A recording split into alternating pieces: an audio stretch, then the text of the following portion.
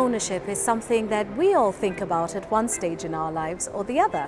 And if you're a Kenyan, you know about the Big Four agenda and all of that. It is a hot topic of sorts. So when is it the right time to think about owning a house? And how is that even possible in today's economy? Let's live out loud with Violet Wanjiku, a housing consultant, on making that housing dream happen next.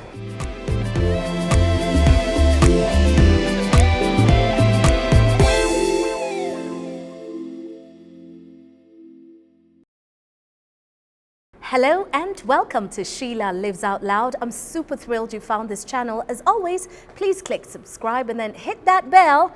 That means you've hit the notifications, so every time we upload an episode, you never miss out. And we are living out loud at the waterfront, Karen, East Africa's premier lifestyle and retail destination. Set up shop or expand your business in the company of local and international brands that are going places and are calling the waterfront Karen home. It is a great space to be, the waterfront Karen. You've arrived. And we are living out loud with Violet Wanjiku. Violet, I have the honor of calling you friend, big sister, confidant, so many expressions. But you know, we met many years ago. And today we're going to speak about how we met because you represent a field of interest for very many Kenyans. Housing. It is a big deal. And if you look at, plans for development of the country, the way forward, housing is on the agenda. Whichever way you slice it, we can't run away from this thing called housing. Yes. And I met you when I was looking for a mortgage for the very first time in my life. I didn't quite understand how it works, but you walked me through it. But let's talk about when it's important to start thinking about housing. With your first job, with your second job, with your third? Personally, I think the best time to start looking about housing is when you start thinking about money. And that could start from the time that you're in your parents' house so that you have a need to start saving. We normally tell our children to save, but we never give them a need. What are they saving for? And it would be nice if parents started encouraging their children to start saving so that they can get into an investment. And housing is a good investment. So if it was possible for parents to start getting their children to start saving and start saving for an investment that maybe is in housing, then that would be good. But ideally, it's when you start thinking about getting into the workplace, into the job market, then you start thinking about where are you going to stay, how long are you going to rent, do you want to own your place that you're going to live? So really, the earlier you start thinking about housing, the better. When we look at the Kenyan economy as it is, it's not easy. And there are a lot of, graduates, a lot of young Kenyans who are probably on internships, are probably on their first jobs. And I remember my very first salary when I first started working at a radio station.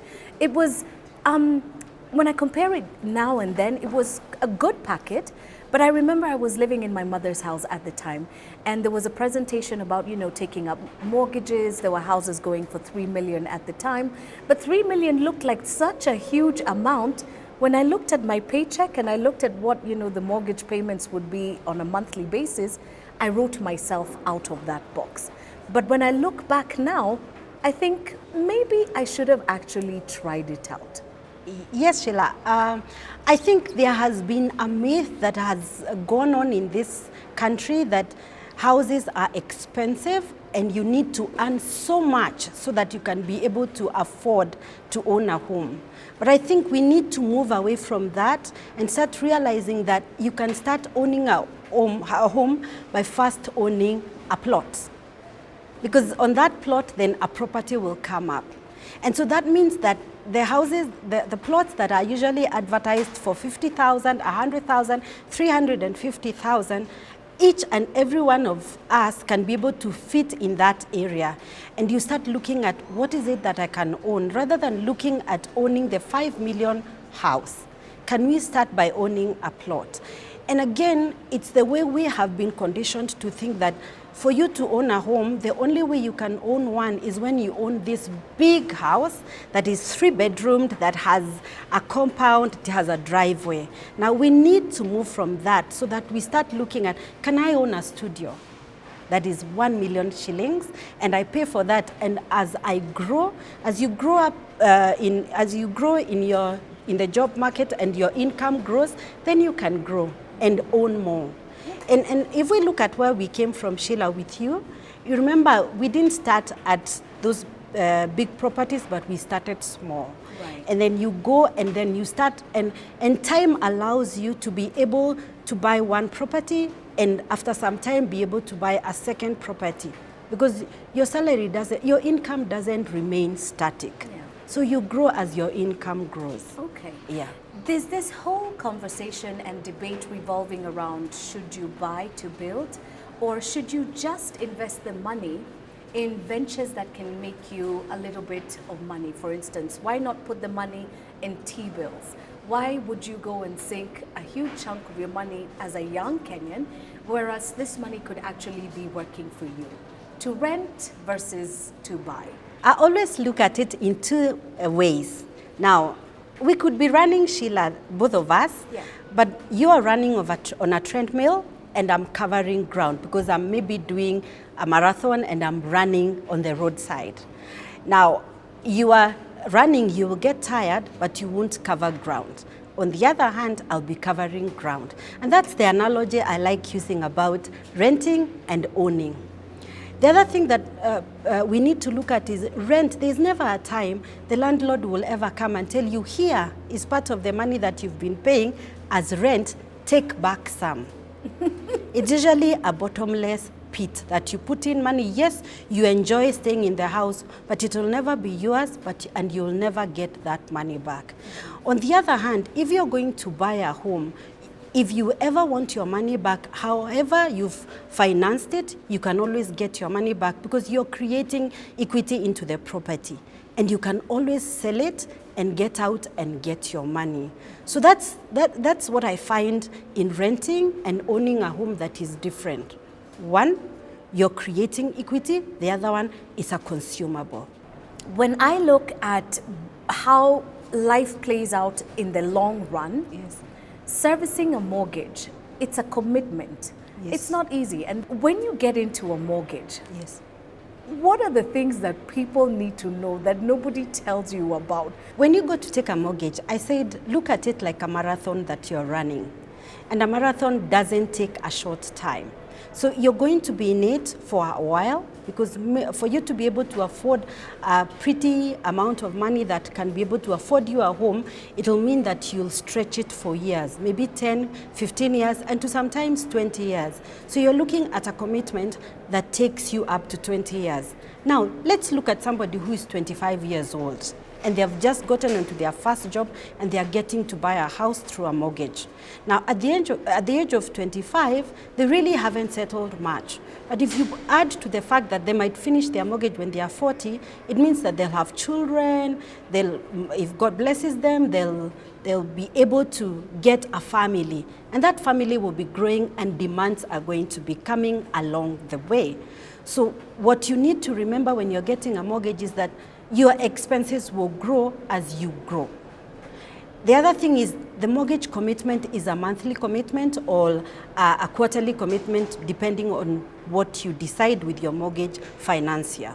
So the thing you need to remember is this commitment is going to be there for the long haul, and I need to work around getting my finances to be able to accommodate it as I go along. But at the end of the day, what you need to remember is that I am creating equity. In as much as I'm not seeing it and it's going to squeeze my finances, I'll have to give up. So you have to look at it from the point that it's a long-term investment that you're doing that is going to grow.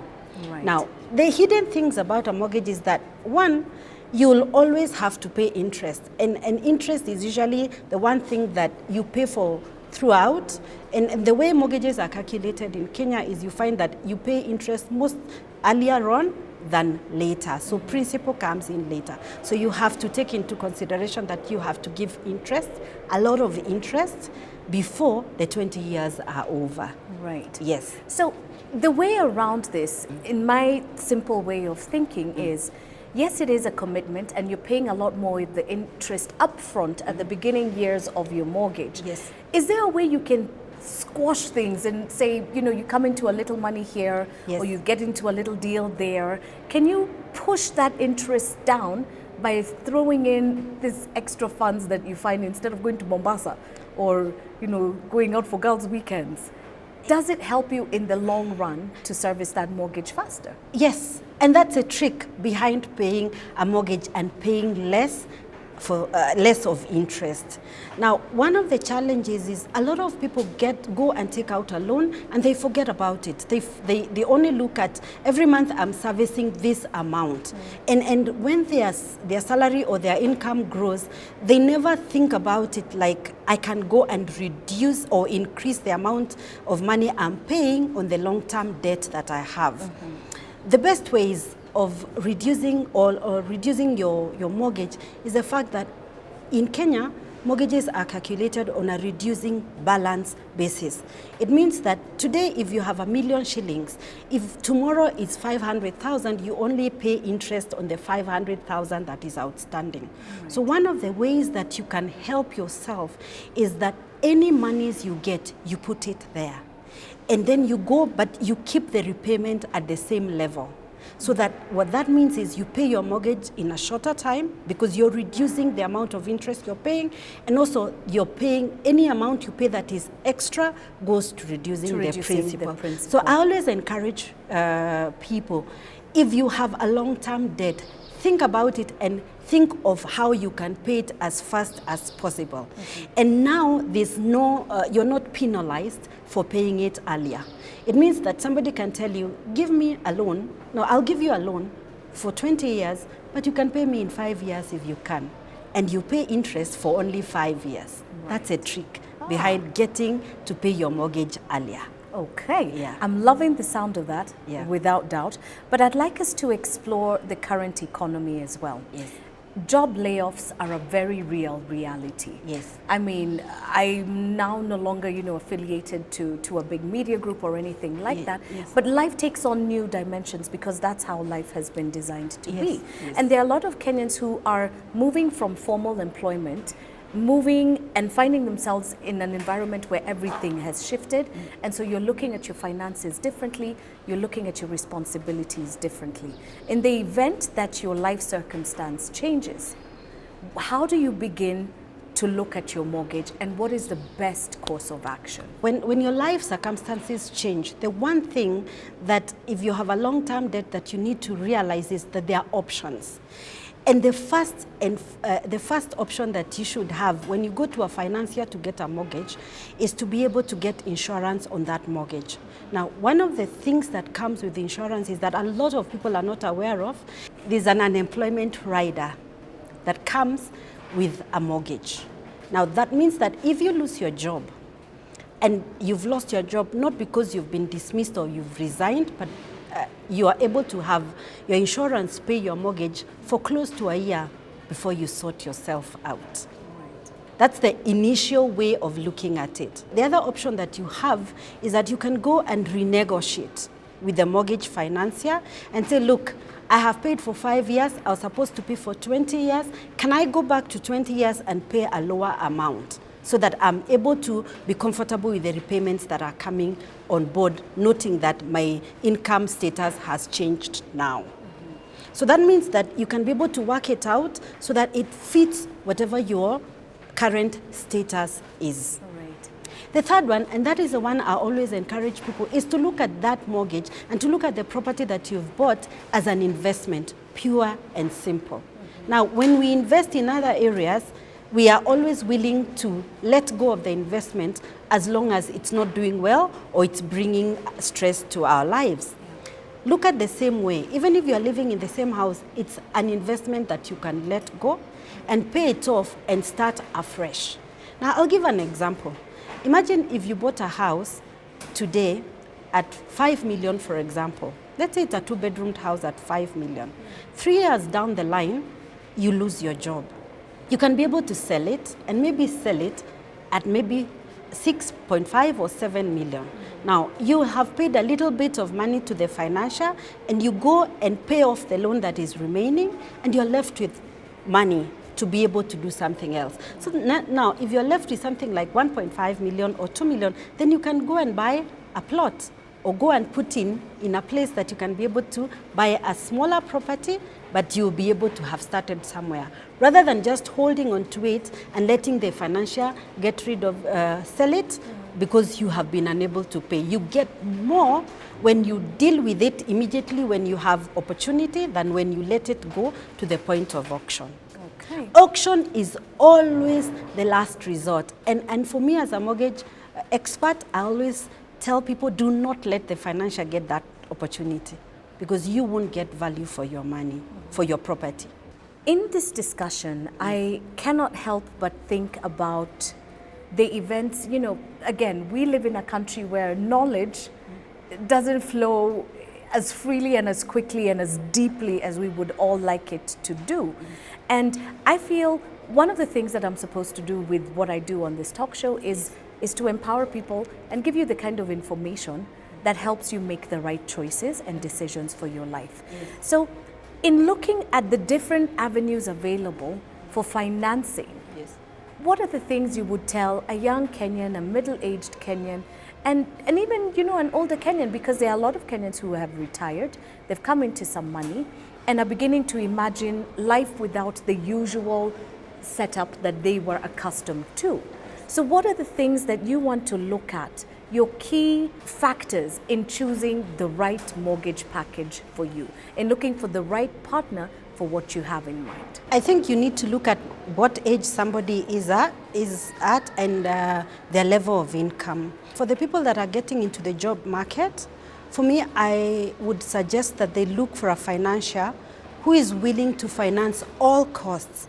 Because you find that when you go and purchase a property or when you go and invest in property, it has its own costs that come and they are not cheap. If you look at a property, the costs usually come to about between 7 and 9% the cost of a property. So you're thinking about, if it's a 1 million property, then you're looking at between 70,000 and 90,000. So my advice to that kind of a group is that they should go and look for a financier who is willing to finance an all-inclusive package. So they're willing to finance the property and they're also willing to finance the closing, what is called the closing costs. So that, because most of the people in that group might not have had a lot of savings that will enable them purchase the property. Right. So that means that as long as they are able to have a monthly income that can service the loan, they can be able to start being homeowners immediately. They start working. And the next year? Now, the next stage is the people that have been able to work, they might have saved a bit of money. And I would encourage that person to go and look for a property that they can be able to put a little bit of their savings into closing costs and also raising the deposit. And if possible, if they can be able to finance a little bit more, then put in a little bit more than just the deposit. Because then you're able to get a better property depending on how much your income is. And that person will be able to finance now just a bit. The financier will not come in to finance everything, and they'll be able to buy their own home. And looking at that kind of a person, it's also maybe somebody who is at the stage where their family is growing. So they can be able to get a property that their family will fit into. Now, the third set of people are those individuals that most likely already own their home, but they are looking at income. For that kind of a person, I would advise them that what drives them to look for a property is the return on investment. So instead of going for a property that is very expensive with a modest return, then go for a property that would be way more reasonable in terms of costs, but it will give you a better return on investment. Because most of the times you find cheaper properties have a better return on investment. And so somebody like that would most likely look at buying a rental property. So you can buy a property that is being rented. You can even decide, I'm going to buy a 1-bedroom house and maybe buy 2, 3, 4 one-bedroom houses, and then they would give you a return rather than going to buy a single dwelling unit that you'll only rent to one person. Your closing thoughts, we've looked at financing, we've looked at mortgaging, trying to understand, what that little monster looks like. And I say monster because I think in many ways we don't really understand how mortgages work. And you've tried a little bit to unpack that in a very simple way. And you've put the analogy of a marathon on the table, which has simplified it completely, at least for me. I get a lot of that. But I'd like your final thoughts when it comes to finding that house, to finally making that commitment. What are the things that you would advise for people to bear in mind? I think where I would start is when you are purchasing a property, most of the times, if you're young, and this I'll speak to the younger person that is looking for a mortgage. When you're young, look at it as an investment. So that means that you can buy a property that might not necessarily be your ideal property, but it's an investment, and you can grow into into buying another property that could be your ideal property. So look at buying a property as an investment when you're younger. Get someone to walk through the process with you.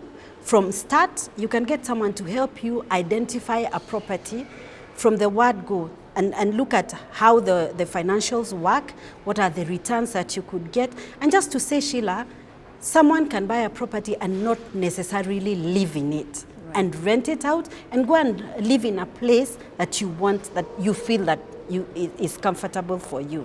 So that means you can buy a property that is giving you a good return in an area that you might not want to live, but it's an investment. So get someone to walk through the process with you.